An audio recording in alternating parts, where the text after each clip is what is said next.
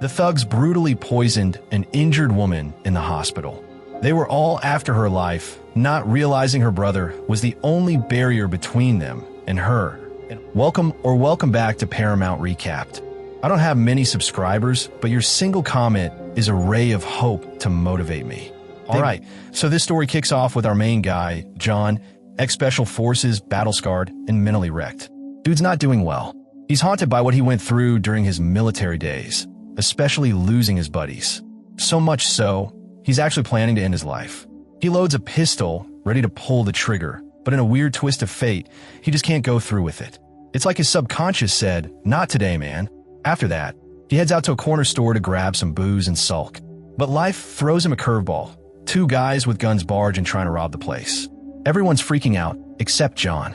He's just there, unfazed, still walking the aisles like it's a regular Tuesday. One of the thugs points a gun at him, but Jon? He's like, "Go ahead, do it. Make it quick." The guy hesitates, and that's all Jon needs. He snatches the weapon, beats him down, then takes care of the second guy, who tries to stab him. No hesitation, just straight-up instincts kicking in. Instead of finishing the job, he stops short of killing the last guy. Memories of the battlefield holding him back. He grabs the cash those punks stole and returns it to the store owner, takes his bottle, and heads home. But it's clear the guy's battling some serious inner demons. He goes into this hardcore workout mode, pushing himself to exhaustion, like he's trying to punish himself or escape his thoughts. Next morning, his sister Cindy drops by. She's worried sick, been calling him non-stop, but he's been ignoring her. They chat, and it's obvious she still cares deeply, even if Jon's shut off emotionally.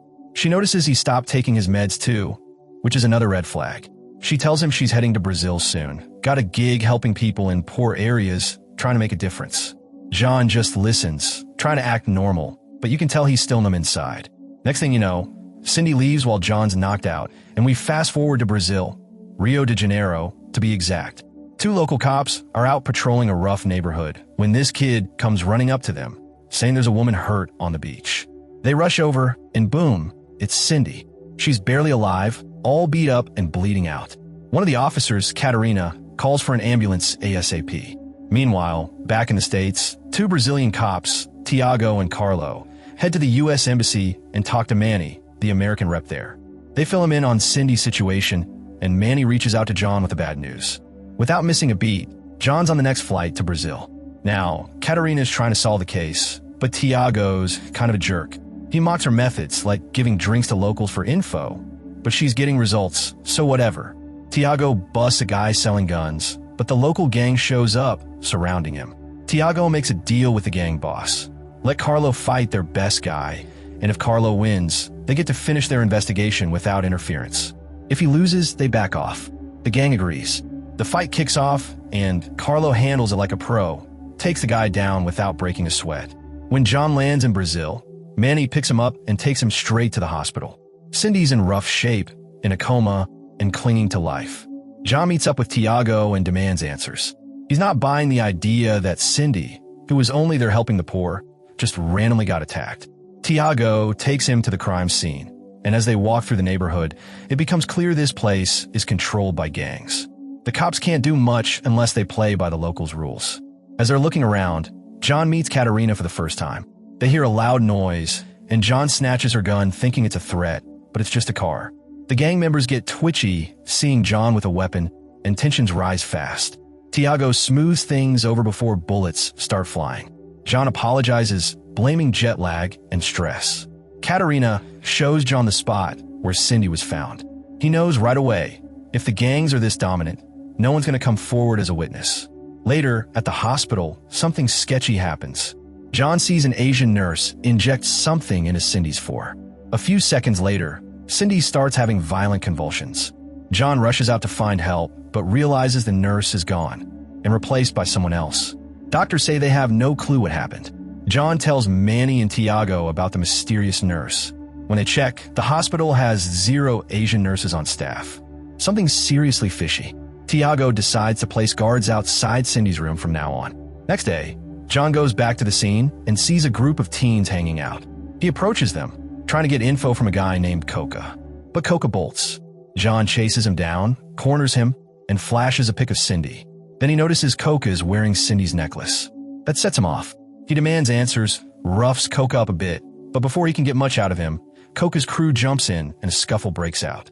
Classic street brawl. Katarina shows up, breaks it up, and tells Jon to back off. Then Coca explains Cindy gave him the necklace. Turns out, Coca had a sister who went missing and Cindy was helping him look into it. Jon, realizing he messed up, apologizes. Coca tells him to wait, goes back to his place, and brings Cindy's diary for Jon. It's full of her notes and clues about the neighborhood's dark side. Later that night, Jon's sitting at a bar reading through Cindy's journal. He finds a torn page, but lucky for him, there's a carbon copy imprint left behind. He shades over it with a pencil and boom, a phone number pops up. He calls it. A guy named Bruno picks up. Apparently, Cindy had made plans to film a secret meeting with someone dangerous, thinking it might expose whoever's behind the missing girls. Jon meets Bruno, who confirms Cindy was digging into something big. She suspected a major player was involved in human trafficking or worse, and now it started to look like she got way too close to the truth. The dude who was supposed to have some dirt about what happened to Cindy. But Bruno?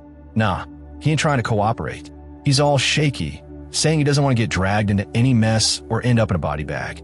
Jon, being the sharp guy he is, figures out real quick that Bruno's hiding something.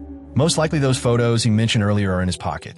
So while Bruno's yapping, Jon slyly swipes the flash drive right out of his jacket without him even noticing. Bruno leaves, thinking he's in the clear, hops in his car, and boom. The thing explodes like fireworks on New Year's. Jon watches in shock, and standing nearby is that same mysterious Asian woman who's been popping up too much to be a coincidence. He instantly realizes she must be the one who rigged the car. He chases after her, but she peels off on a bike before he can catch her. Not long after that, a car rolls up out of nowhere, packed with armed goons who open fire. Jon doesn't panic. He grabs a pistol off a nearby dead security guy and fires back like he's in full commando mode. Drops a few of them before the rest bail. Jon heads to the embassy and meets with Manny, who's still trying to help. While looking through some photos, they spot something odd.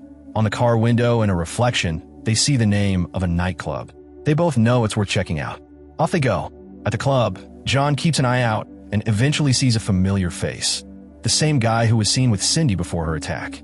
This guy strolls into the bathroom, holding a shady-looking bag. Jon tries to follow him, but one of the security guards blocks him. Jon doesn't waste time with words. He knocks the guy out and storms in. Inside the bathroom, Jon corners the man, Lima, a known smuggler. Jon demands to know what went down with Cindy, but Lima clams up. Bad move. Jon puts the pressure on, roughs him up just enough to break his stubborn streak. Eventually, Lima spills the truth. Cindy had come to see him because someone told her he was up to illegal stuff. But one of Lima's sketchy clients noticed her snooping, and that guy's the one who attacked her. Lima hands over an address where Jon can supposedly find the guy who hurt Cindy. Meanwhile, Thiago is back on duty, rounding up the other officers for a sting operation. They're going after the usual suspects, drug dealers, pimps, and gang-run businesses. Manny secretly tails Jon to Lima's tip-off location, curious to see where this leads.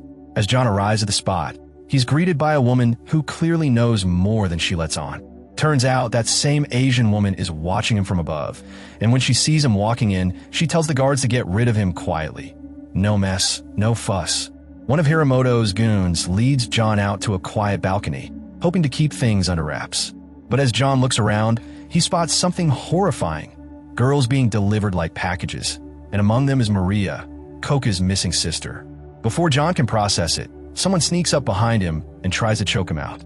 Big mistake. Jon grabs a bag nearby and beats the guy unconscious. Jon sneaks deeper into the building and finally locates the holding area where the girls are kept. At the same time, the police are still doing their sweep. One officer ends up chasing a gangster and stumbles upon a car with kidnapped girls in the back seat. A shootout happens. One gang member dies, and the other, an Asian guy, gets cuffed. Now here's the twist. Thiago shows up, sees the captured guy, and pulls his gun on him. But instead of arresting him, bam, Thiago shoots the cop. Total betrayal. The Asian guy is part of the trafficking crew. And Thiago? Yeah, he's on their payroll. Turns out, this raid was just smoke and mirrors. Thiago was never out to help. He was just cleaning up loose ends for his criminal buddies. He calls up the Asian woman and tells her the mission's done. The targets are eliminated. She says he'll get his payment at the docks. Meanwhile, she calls her boss, Hiramoto, and warns him that Jon is snooping around with some damning evidence. Hiramoto flips out. He tells her to hide the girls and get all the VIP guests out of the building. Then he sends her to the hospital to take care of Cindy permanently. Hiramoto also finds out that Lima let the important documents fall into Jon's hands. No room for errors, so he stabs Lima to death on the spot. Back at the hideout, Jon gets ambushed. A brutal fight breaks out. Fists flying, knives flashing. Then Diablo, another big player in the gang, shows up and tells Jon to surrender. Katarina rolls up just in time, and Jon reveals everything. He saw the kidnapped girls and knows Hiramoto is the one who targeted Cindy. They rush back to the warehouse, but the place is cleared out. No girls, no evidence. Hiramoto had already relocated them, but Jon's got an ace up his sleeve. He shows Thiago the fake shipping documents that expose Hiramoto's trafficking network. Thiago acts all grateful, says he'll handle it, and takes the papers. He even tells Katarina to escort Jon out of the area, acting like he's done with him. But Jon's no fool. As soon as he leaves, he realizes something's off. Thiago asks for Lima's bag, even though Jon never told him about it. Boom, red flag. Thiago's dirty. Jon quickly tells Katarina to head to the hospital and protect Cindy. At the hospital, that assassin nurse shows up, ready to finish what she started. But Katarina bursts in and blasts her before she can lay a finger on Cindy. Game over. Meanwhile, Thiago makes a break for the docks to collect his payoff. What he doesn't know is, Jon's already waiting in the trunk of his car. When they arrive, Jon sees the operation in full swing. Girls being stuffed into containers, prepped to be shipped off to Japan. He calls Manny and spills everything, including Thiago's betrayal. Word gets to Hiramoto that Jon is on site, and he sends his entire crew to hunt him down. But Jon's not going quietly.